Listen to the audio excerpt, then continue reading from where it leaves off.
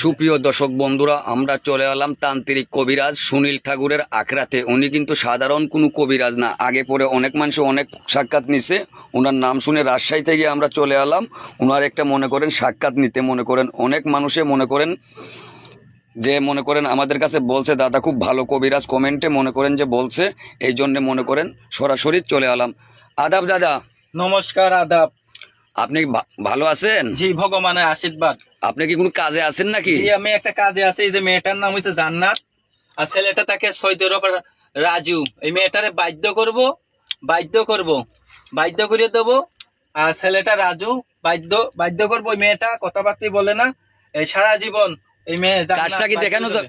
কাজটা কি দেখানো যাবে? দেখতে পারবেন, আপনারা ভয় পাবেন না, আপনারা দেখতে পারবেন, দর্শক শ্রোতাও দেখতে আচ্ছা দেখান, কাজটা একটু দেখান, আমরা দেখি।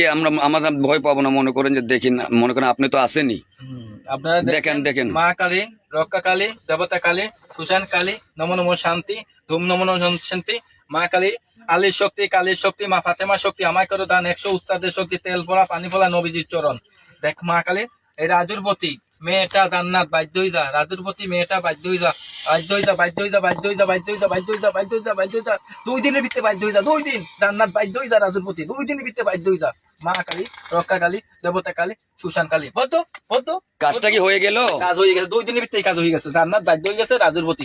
ছেলেটা থেকে মালয়েশিয়া, আর মেয়েটা থেকেও বাইরে। আচ্ছা, আপনি কি কি রোগের কাজ করেন? আমি কাজ করি প্রেম ভালোবাসা ব্যর্থতা, স্বামী স্ত্রী অমিল, বাচ্চা কাচ্চা হয় না, নিঃসন্তান, কপিল। প্রেম ভালোবাসা ব্যর্থতা, স্বামী স্ত্রী অমিল, বাচ্চা কাচ্চা হয় না, নিঃসন্তান, কপিল দেহ বাধ্য করা, আরো ইত্যাদিতে যে কোনো সমস্যা ইত্যাদিতে কাজ করি আমি। আচ্ছা, উনি কাজ করে প্রেম ভালোবাসা ব্যর্থতা, স্বামী স্ত্রীর অমিল, সংসার অশান্তি, মনে করেন বিদেশ যাত্রা বাধা, মনে করেন যে জায়গা জমি নিয়ে পাওনা টাকা আদা, এইসব রোগের কাজ করে। আরো বিভিন্ন জিনিসের বিভিন্ন রোগের কাজ করে।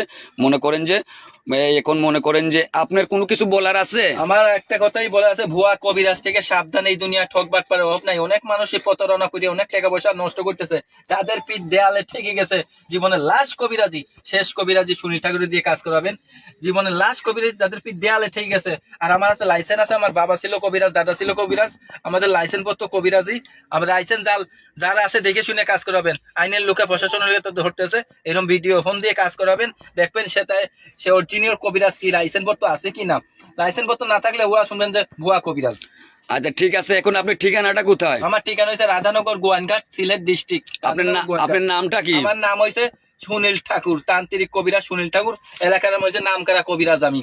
আচ্ছা ঠিক আছে, দর্শকে আপনার সঙ্গে যোগাযোগ করবে কিভাবে? এই যে আমার নাম্বারটা হচ্ছে 017348461 লাস্টে 15 এই নম্বরে হোয়াটসঅ্যাপ ইমো আছে? এই নম্বর ইমো আছে, হোয়াটসঅ্যাপ আছে। চাইলে সরাসরি ভিডিও ফোন দিয়েও করতে পারে, সরাসরি আমার অফিসে রাধানগর গোয়েন্দার আসতে পারবে। এই কাজটা করছি যে ভিডিও ফোনের মাধ্যমে কাজ করছি এটা। আচ্ছা ঠিক আছে, মনে করেন উনি মনে করেন যে উনার নাম হইলো মনে করেন সুনীল ঠাকুর, মনে করেন উনার ঠিকানা হইলো মনে করেন যে এই মনে করেন রাধানগর গোয়াইনঘাট উনার ঠিকানা হইলো মনে করেন ভিডিও দেখে করবেন। আর মনে করেন উনার লম্বারটা মনে করেন যারা দেশ থেকে বিদেশ থেকে কবিরাজি করাবেন, মনে করেন উনার সঙ্গে মোবাইলে যোগাযোগ করবেন। ইমো হোয়াটসঅ্যাপ দুটোটাই আছে। মনে করেন যে উনার নাম হইলো মনে করেন সুনীল ঠাকুর কবিরাজ, মনে করেন উনি খুব ভালো কবিরাজ। আদাব দাদা। নমস্কার, আদাব।